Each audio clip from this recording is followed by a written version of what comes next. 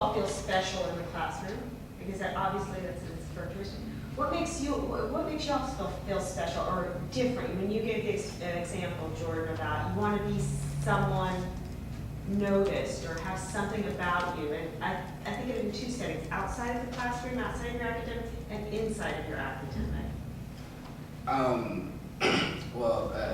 Whenever I think of an answer, I think of one of my favorite quotes, and it starts, "Deepest fear is not that we're inadequate, it's that we're proud of beyond measure."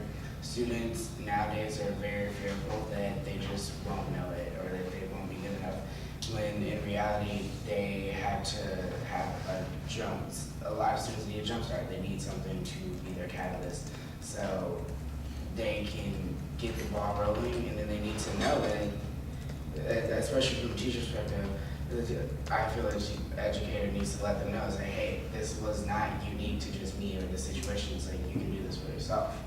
And whether that be through a one-on-one relationship of inside, outside the classroom, or just really in-depth communication on concepts and assignments. And then I guess when it comes to just feeling special, it's knowing that they have knowing that I have a capability and that I have a unique thought that is translatable to the pertinence of the subject or the goal.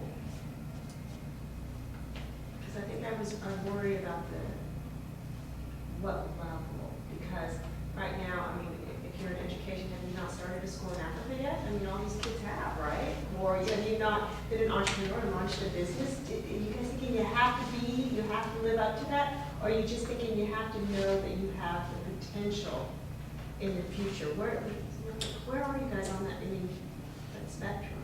Well, quickly, I feel like the fear is that the common fear, the natural, is that feeling that you have to be that, oh, I built 15 schools in 15 different countries, when in reality, students also need to know, it's like, just because you're teaching at a small elementary school somewhere or a middle school does not mean that you won't make just as much of an impact. And a lot of that comes from their own personal development, and then also just experience and actually doing it.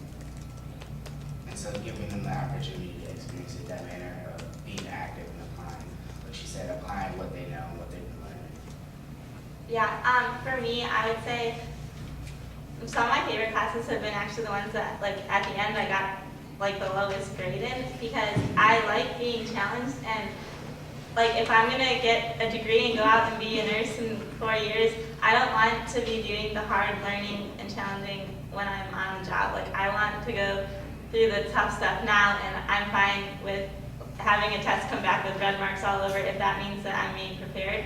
And so like what comes to mind is like those classes where I'll put in hours and hours of studying, and then I don't do as well as I thought, and then, as the professor is willing to challenge us, we like that because it tells us that they believe in us and they have confidence in our ability to do well with the high level that they're holding us to. And the best classes are the ones where the professor is then available and like open office hours, willing to talk to us, no questions, a dumb question, and so setting that high standard but making themselves available to help us get to it and believing in us. I know this semester, my clinical instructor, like the rumor was that she's one of the hardest ones and everyone was super intimidated.